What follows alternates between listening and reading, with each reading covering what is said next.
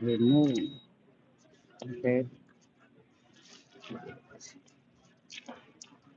Thank you, ma'am. Mhm. Let's go. Yan. Madam Lucy. Teka lang nga. Magkano kaya kung ano? Maybe the lid, the cover for the my storage is included from the whole thing. Wala kayo magpandaldalan. Maki boy. Andiyan mo, sir. Thank you for the people in the house. Okay. How much? How much the... Sana kasya yung sa storage ko, no? Thank you for uh, I paid only $35 for the whole thing. Save money. Kailangan kasi we need only we're gonna spend only that we need, you know. Siya kaya ito the problem when I put it in here, pasok muna natin yun. Labas ko muna yung kotse. Mukhang hindi papasok yung storage. Ito na nga. Walang problema to. Kasi nakapark yung kotse ko, kailangan ilabas ko sa parking. Teka lang. Ilagay ko muna to dito. Thank you for 39. Dumadami kayo. 39 Uzi there. Kasi niya makabataw. Ang hirap kasi niya may pasok. Kailangan ilabas ko muna yung kotse.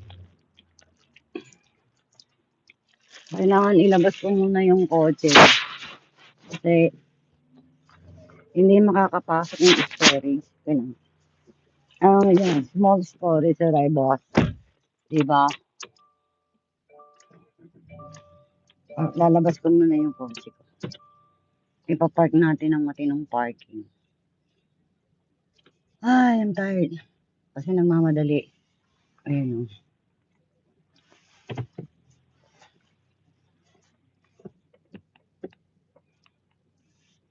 Ipapark natin ang matinong park.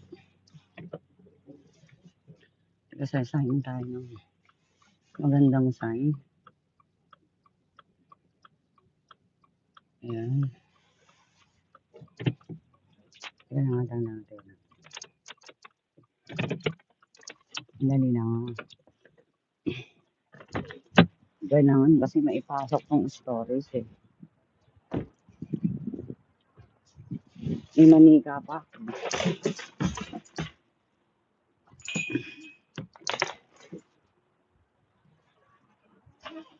Hindi papasok.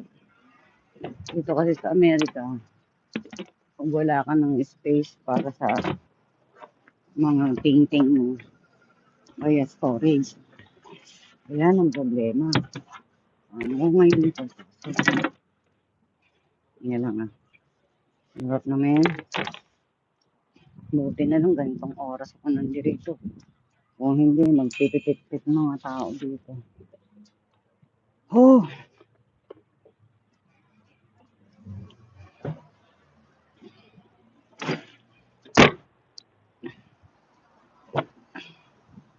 Madam Lucy, Yumi, thank you.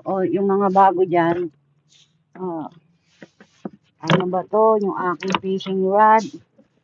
Oh my God, I have a fishing rod here inside also in my car. Alam mo naman, fisherman. Diba? I think it is okay, fine. May fishing rod ako dito sa loob ng kotse. O, diba? Sana maghumpas sa windshield. Sana, hopefully not. Let's go. Hi, let's go and buy a coffee. Thank you. Bumaba na, nawala yung mga mumo. Max! Okay, thank you for 18 people in the house. Yan, tapos na. Tingnan nyo, wanna see? Oh, yan o. Tingnan nyo, wala na akong makita out my behind. Natakpan na